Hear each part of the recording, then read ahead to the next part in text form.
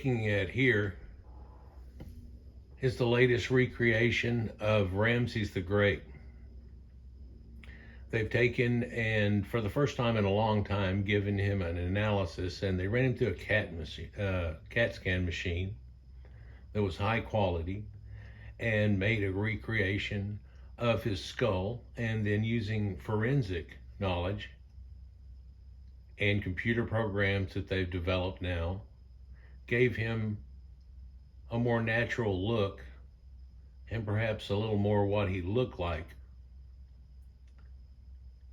than some of the other recreations that you've seen before. And if you took them on a blend of what you've seen so far, it would show you pretty much what he might have looked like, although a lot of the other recreations, because the mummy, which we'll take a look at here in a minute, is so sucked in like a mummy is, they always draw him gaunt and somewhat, feeble a little bit and all sucked in. But in this recreation, they were able to take the idea of what he looked like at his age and then turn around and give you an idea what he looked like whenever he was about 45 or in his 40s, say. Here's a depiction on the right of him on the wall doing a smiting pose with all the people that surround them, Asiatics and so on, that are all drawn in red ochre as men were, and then pale women, and also Nubians clustered in that too, because they had control of those lands. And he did quite a bit of things up in Nubians' lands, and also built a temple at Abu Simbel that had to be moved whenever they flooded it and made the new dam and river and things that were there. But let's get into this a little more here. And there's a lot of these articles that are coming out on it. Everybody's putting one out that have to do with science and so on. And so it's the face of Ramses II, or Ramses the Great as we know. It's been reconstructed from his 3,000-year-old mummy remains by a team of researchers led by radiologist Sahar Salim of Cairo University, along with Caroline Wilkinson and another team that's hooked up through a university and a place that professionally does these forensics and so on. And they've had incredibly good success with all of their recreations on what things would look like. And it's kind of rehydrate somebody a little more than a lot of times what they would look like whenever they do this CGI type of thing on them. And so it gives a blend there, and has something to do with that same technology now where they can, make a person off certain criteria and stuff goes on. Well, they put all that into there and boom, it comes out a little more lifelike, as you could say, but it would pretty much be rivaling video games and things like that. And people know of Ramses the Great and how he did so much in ancient Egypt, and there's been a lot of things said about it too, where it looks like he actually just rebuilt this temple and then had them re-chip out the stuff inside of it. So in fact, some pharaohs after that knew that that was what had happened, and they put their stuff real deep into it to say no. But then some other people plastered over the top of that and then put it in fairly thin and did their own thing after it and stuff, and claimed certain temples. But there are a lot of statues, and a huge one that we just looked at for this man, but that's more of a Photoshop type of thing. And instead of being the Greeks and their art, when we'll look at some of this earlier art that they had too, that really rivals the Greeks in some of their woodworking and things that they had going on there. It looks like an incredible sculpture. Shows you what people were doing, but really for a long time before they were doing stonework. But in this, hopefully you can see, but I'll show you other depictions probably later, this blondish red hair that he still has on him. And people have noted that he had this hook type nose, but of course, if you had your brains pulled out between there, it would have fallen like that too, and so on. And then they, of course, shellacked these people pretty heavily with a bitumen and tar that comes from pine trees and stuff up in what we consider Europe today, I guess, and the Anatolian area and the sacred forests that were up there. And so sometimes they look just really coated and stuff with it. But Ramses was done so well. Apparently they were knowing it was coming up or a possibility, things like that. It didn't catch them off guard in any way. And he went through the process real well. They probably did it as good as they possibly could at the time. And so it prepared him as good as most any mummies, but during this time here was a heyday whenever they were really making mummies that stayed preserved so well over so much time. And we'll look at some more of that here later. Whereas in other dynasties before, they had it going on good, and then it faltered some, and then it got better, and it faltered some. And I made a video recently about a market where there were still, at the time of photographs taken and people, they were giving away all these mummies and things for almost dirt cheap, but no pun intended. But in that fact too, that this one guy had ended up supposedly getting some nobility whenever he got it in, and it was supposed to be some king's thing, and they looked over a sarcophagus and said all this stuff about him and everything, and he opened it up and he was kind of ticked because it was a redheaded lady. So apparently it had already been opened before, but and or what, you know, and da-da-da. Well, this was probably the wife of a king or some heavy nobility that used to get these sarcophaguses that are all fancy and stuff, and a box in a box, and then they're inside of it. And so, you know, over than being disappointed, it's kind of amazing that things like that went on. But luckily that supposedly ended up going to some museum. You know, and this, of course, was the time and the heyday of that happening too, where people were really starting to, instead of believing in a book and an exact narrative, after seeing all these other things, we're going, well, there's something different about all this.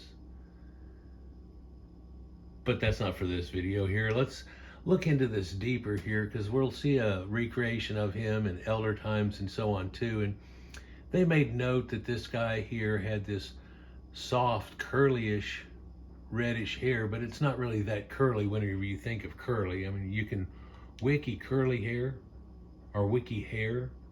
We might do that here in a minute, but you can do it yourself if I forget, because I'm going to look at 2 or 3 things here. But whenever you wiki hair, go down to curly. Whenever you do, you'll find that there's this blonde hair in the scalp that's kind of curly, and it just looks like Farrah Fawcett's hair or whatever, you know. But it was up under a black wig that it was attached and then pulled off, and when it did, it took her scalp with him, so it was the natural hair. And people have gone into all kinds of things saying that oh, that happened from Natron and stuff, and actually there's even a video whenever Joanne Fletcher and stuff, they get to meet Thuya and Yuya, and they're blonde haired, and she doesn't know, oh, well, we think it was done by the Natron process or this, that, and the other. Well, that's funny, because why are there still black haired people that went through the Natron process and this, that, and the other?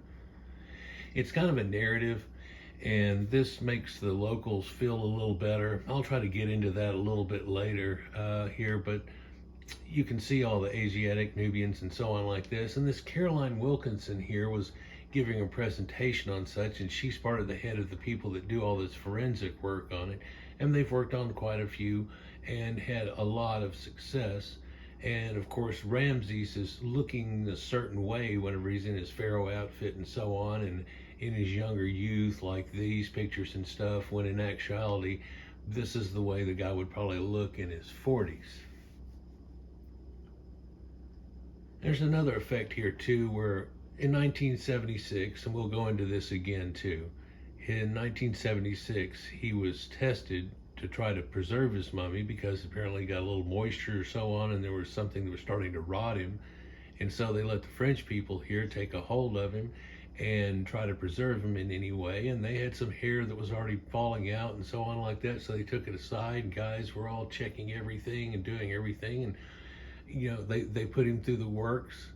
He got sent as with an actual passport that said he was a king, you know, and stuff. It was kind of pomp and circumstance.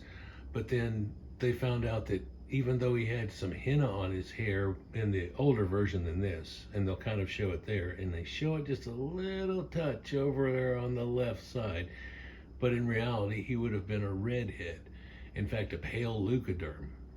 Now, there are all kinds of redheads, and some of those are almost an amelanistic form where they usually freckle a lot, or there are other ones that blotch quite a bit. But then once they've been in the sun for a long time, that fills in, and then somebody that would have lived all their life and so on in there, being outside, doing things all through up his childhood, would have had that ability onto him. But there are questions as to whether this would be as dark as normal. And looking at my camera here, it almost looks like it has this orangish tone on it, but it really doesn't in the picture I'm looking at. But also, they used only a few colors. They only had like a 6-color palette here. And so it was red ochre, and it was white, and it was black, and there was blue, but there was a different blue before they came up with the Egyptian blue that actually turned green over time.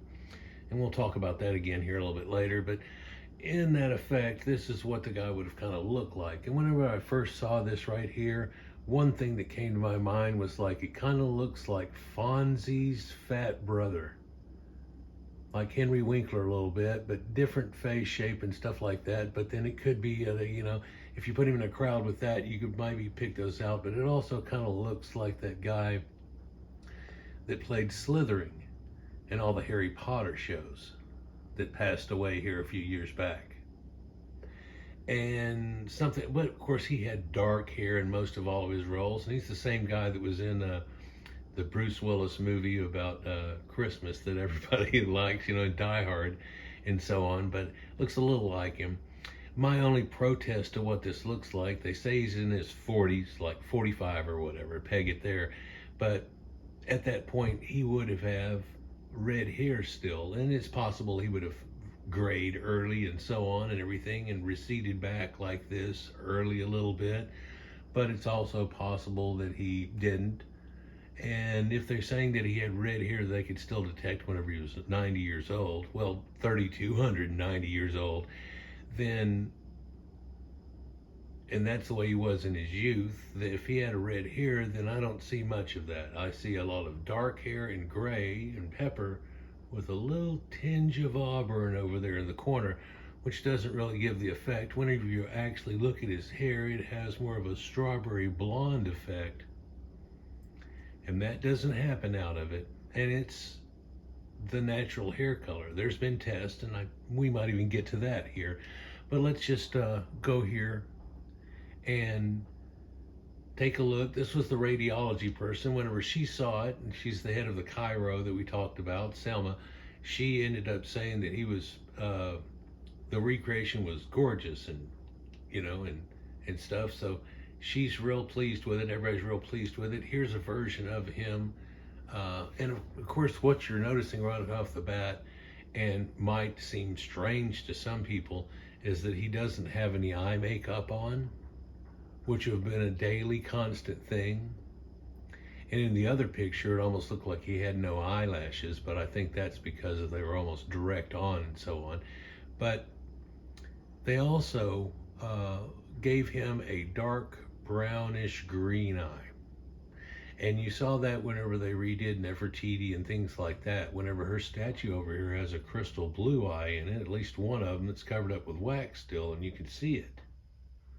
But they made it green for some reason. That was to appease some people or something. But anyhow, a lot of people weren't pleased with that at all. But a lot of people that look into this all go, yeah, that seems about right, and Cleopatra and things like that. And whenever they ended up showing Liz Taylor and stuff like that, that would have really worked. And she's a pale woman, and Yul Brynner was, that kind of fits in that idea. You shave this guy's head, he looks like Yul Brynner's cousin, if you will, but they don't have any makeup on him. They don't even have an earring in. They don't have any of his accoutrements on that he would have had in a daily basis. And then, of course, he had get-ups that he put on for every ceremony, everything. Once a day he did this, and the end of the day he did that. There was things that the pharaoh went through, and this is just showing him as a person, like right before we put the coal on after a morning bath, if you will. So it's a little different, and we'll show a change to that, because I've got this picture here, and it's coming up from ancient architects, and what he's done is superimpose a picture of what the accoutrements would look like on him, and it looks pretty good. I don't know if you've ever seen the guy's work, but I found it whenever I was looking up for stuff for Göbekli Tepe, and he goes into a lot of things, and I like his accent and so on, if you will. It's pretty cool. Anyhow, so this is what he would have looked like, but I question whether or not we would be looking at black hair that was going in a little gray, which has been proved again in 1976 that, man, he was a redhead. And he was a pale leucoderm. And his genetic type was E1b, and that actually hooks up to the Berbers of ancient North Africa that live there. And there's a lot of them that have red hair and stuff, and the certain colonies that they have of the Caucasian people that aren't impinged upon or anything, still to this day, show a lot of red hair and so on. And I did a video, it's been about a year and a half ago now, where actually you look at Scottish people and Irish people, and they have connections to these people genetically. And you think, well, if they were waterborne at that time, going out straight to Gibraltar, bring, it just runs right up there and so on. But it shows connections. Anyhow, not to go all off about possible redheaded people and everything, but then again, you look at Herodotus, and he talks about all these ancient people that were also, that are all up through Siberia and through Russia and places that we call that today. So it's well known, but I guess it would seem odd to somebody, especially with our current narrative and a lot of pandering and people being ambiguous as to what these people would have looked like. But of course, Ramses would have looked like this, and not really like a dark red ogre or anything like that. That's just, they only had a few different colors. And anytime they show the king doing those poses and stuff, he's in action. He's a worker just like the common man. He's whooping ass. In fact, he actually ran up through all the Holy Land and into Syria in ancient times in the Battle of Kadesh, which ended up being the very first peace treaty after that and so on. Of course, you look at what it says in the Egyptian things, and it gives him a lot of fervor and that he helped save everybody and so on. But this is an idea of what he may have looked like. Golden earring, a little bit of eyeshadow, things around onto it, that Egyptian eye look, and something along like that. And that doesn't look too much different than the other depiction they had when they have that blue crown on him there. So it falls in or whatever. I'd like to see it from a few different depictions, but I think he did fantastic and put it on his head. And then, so this is kind of the picture we're looking at, where Ramses has got that blue cowl on. A lot of people know that they have the upper crown and lower crown of Egypt, and they're red and white, but there was also a blue, so they have red, white, and blue. In fact, the parade horse here is shown with a feather setup that's been dyed for red, white, and blue and all painted up. So it's something we would think of as a parade pony. And of course, they didn't have that, or these incredible 6-spoke rims they'd be rolling in on, until the Hyksos had come in, and that's where horses and other things came from. And of course, that bow there that's recurved a little bit and got some more range on it is making all the difference.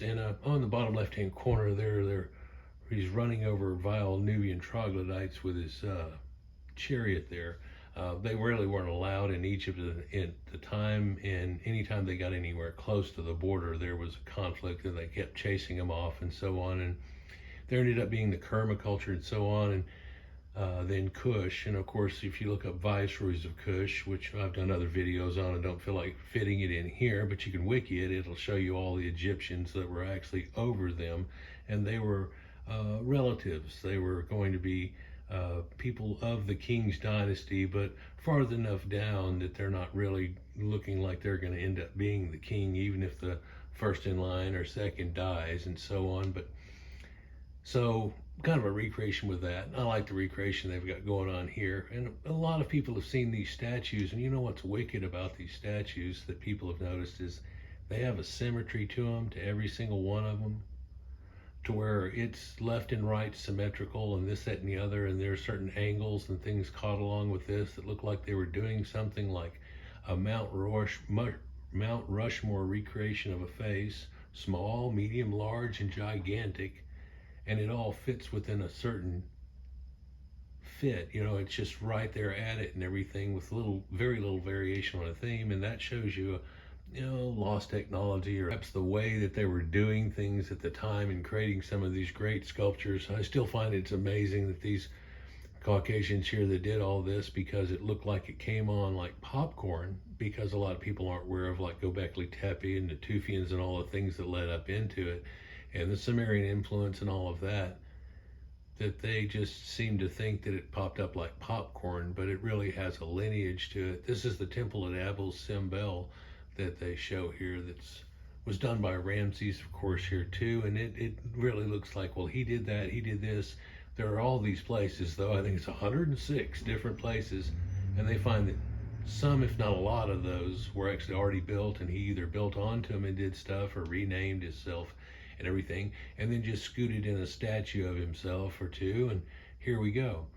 So he moved, actually, he was one of the pharaohs that moved, and he comes from the 19th dynasty, shortly after King Tut and so on, which was led in by Thuya and Yuya, these blonde-haired Egyptians, and so on. But that wasn't out of an ordinary. I'll try to show you that. One easy way is looking at pre-dynastic burials. Whenever they first found them, there's this ginger, well, they call it redhead, but he looks just like Ramses here is, this strawberry blonde look of somebody that was in Ghibelline area well before the first dynasties never created, and they're blonde too.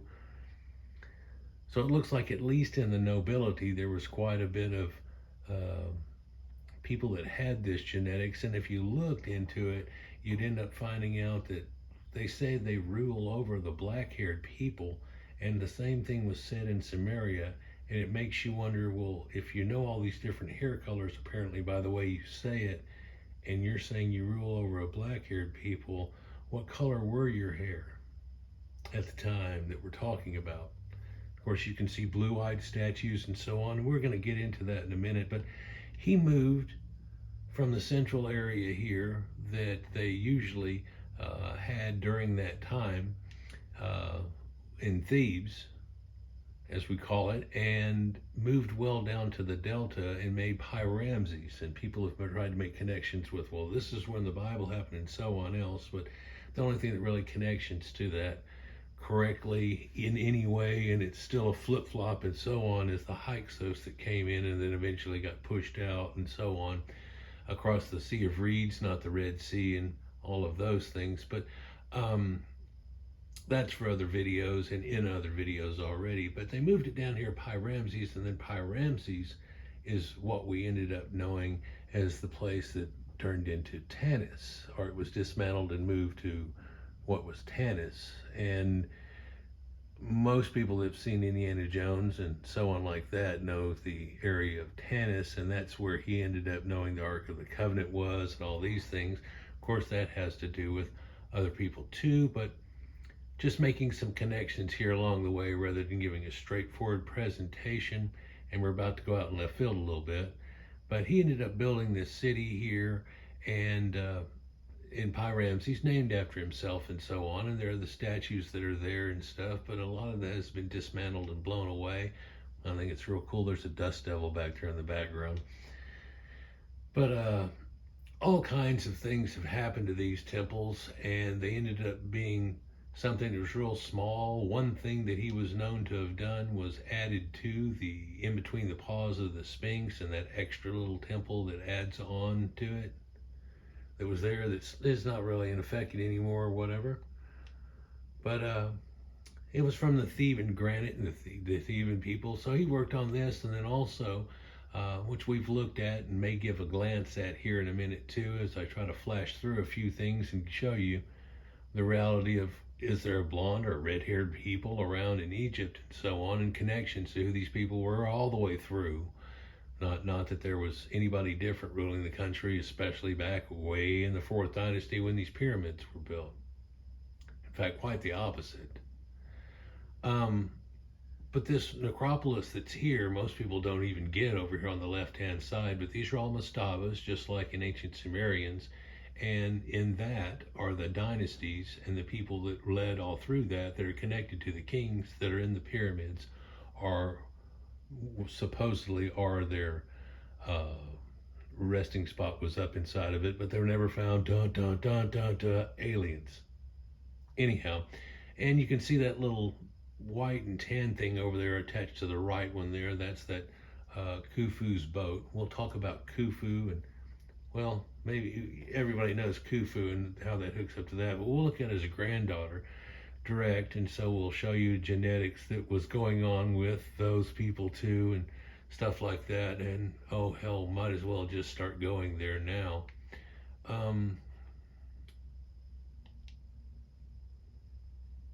So I'm just going to DuckDuckGo, and you can do this yourself. And if you just type in blue-eyed Egyptians, instead of showing you a lot of local people that they have that are blue-eyed, oh, like this kid over here to the right, and so on, and down a little bit, like that kid in the top right-hand corner, they actually show you Egyptians from where you're looking at and how they had blue eyes. And by doing so, they reveal that all through these earliest dynasties, coming through the time of Egypt and the pyramids, but it goes much farther than that. Here we're looking at Ramses in the 19th dynasty. We've looked at King Tut, who is right down there in the middle here, and or a little to the right. But that one just to the left of her that just looks like pale white, what's that? Well, that's women, and the man that's next to her, that's Nofret and Rahotep, and Nofret is drawn pale, but she's got crystal blue eyes. It's a marvel. I don't want to go into now. I've got it in 3 or 4 different videos where people are just enamored on the fact that they did these inset blue eyes, which you're looking at, and they follow you around the room. And one can imagine, well, they did this kind of style in Egypt, which back at the first of the pyramids, here they are, and their faces, and the guy that's real prominent in that top right is the scribe, and so on. But there's a lot of people. In fact, we talked about how Nefertiti has one blue eye. The other one fell out, but whenever they did the recreation of her, they made her green. But then people started freaking out. Well, look at the color of her skin, her phenotype, anything. Anyhow, not to go off into that topic, but all of these different statues are shown with it, and there are quite a group of them, and it seems to go all the way down to about the 8th dynasty and then fade out, and then after that you don't really see it anymore. But you still see the iconography of things like, oh, there's Isis, and women are pale and men are donned red ochre. Well, the secret to that, and here's Rahotep, by the way, right here. That's the husband of the one that was real pale just a second ago. But in that idea, they have, well, here they are together. And they both have blue eyes and stuff. And what's this? Well, there's a 3rd, 4th, 5th dynasty, 6th dynasty, going all through that. This is when all the pyramids were being built. And who was running Egypt at the time? But then again, you have to realize that they had so many kids, all things going on, and they were doing better than the commoner or whatever, that a lot of that spread in. And whether you want to believe that maybe just the rulers were like this, but everybody else was like that, it's not true at all. They were all Caucasians and stuff, but it makes you think that, well, he looks like he has dark hair, and he may have had dark hair, but she's wearing a wig like a mop, but below the mop seems to be dark hair too. So does she have different colored hair, or what, you know? And of course, if you look up curly, and I'm not trying to tell you that they all had blonde hair, I'm just trying to tell you that they're all Caucasians, and they're blue-eyed Caucasians, and how this connects. And sadly, even though we know the idea of Noah and the ark doesn't really work, but his 3 kids spread out and formed these 3 civilizations here. And when we look at it, Egyptians, yeah. Sumerians, yeah. And of course, people in the north, yeah. But Egypt, a lot of times, is looked as being somewhat ambiguous and who knows what, but there's all kinds of ones, like Hatshepsut here that shows reddish blonde hair, and then real blonde hair in Thuyu and Yuyu, which are the great-grandparents of King Tut and the grandparents of Akhenaten. And Tai, Queen Tai. But also Tutmos IV has red hair. SETI has red hair. Amenhotep. There's Ramses here, and it's showing his red hair, and I don't know, you can't really get in on it and really get a good look at it there, but how red it is compared to what people would try to say. And I'm not trying to go crazy on just redheads. There's more blondes than there is redheads. but it's just simplistic like that.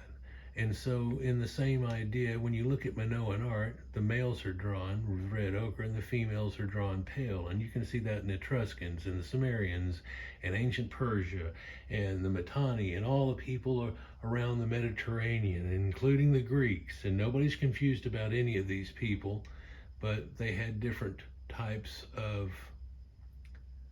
forms of art and variations on a theme, and they didn't care what you think of in a modern day as something you want to whine about. And here we show Sumerians that have that same effect. But then what's this one that's right here in the top right? Oh, that's from the pre-dynastic Egyptians. Yeah. And so most people would connect this with Proto-Europeans and Aryans and so on, but I'm telling you, there's a step of this happening well before anybody gives credit for whenever that was supposed to happen. But I guess that's for other videos. But all of these scribes are said to come directly from a nobility down the runs and so on. And so we always have that. You know, I've done other videos that show this too, and even showed it on Chief X's channel whenever I tried to do it. But here's a blue-eyed Buddha statues and things and what that goes along with, regardless of what's trying to give on here. And then of course the Sumerians here, but not really keying on that, just really want to talk about Egypt. But there are blue-eyed statues going back to Göbekli Tepe times in Turkey, India, Peru even. Oh man, I'm going to start getting out of left field. Let's hang with this idea and these connections, which you can just simply see that they have a wing, solar sun disk, and this, that, and the other and stuff. And sure, there's a variation on a theme that happens, but that also shows you something else. And if you take and look at the Bible and different stories that are in there, it attaches to Sumerian tales and ancient Canaanites, which ended up becoming the Hebrew type people in that area, and Palestinians and everything. But it's amazing that Egypt somehow gets looked at as ambiguous a lot whenever this effect goes on. And what the Wajet eye here that everybody's familiar with, that Wajet means blue. And so the eye of Horus and so, and it all connects to things like that. But let's look at something I said earlier. How about Khufu's granddaughter? Let's see if I can spell here.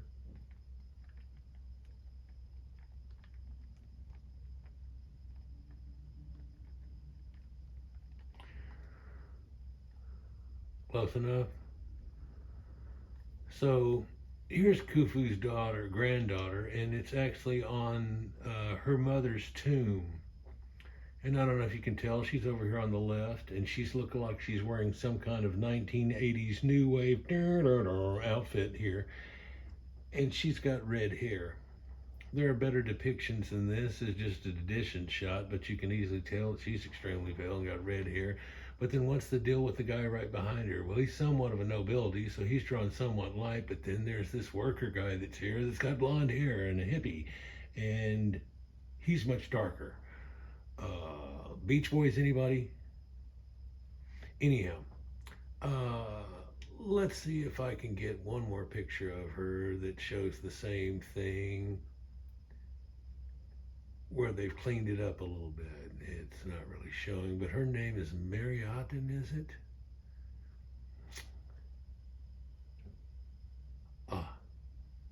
Well, I guess here's one picture that shows, well, something that I'm talking about. It's a little cleaned up in that picture there. And if you were able to look at it real close, it's actually gold hair with red lines on it. And in the distance, it looks like that strawberry blonde hair. But if you get up close, it looks like lines.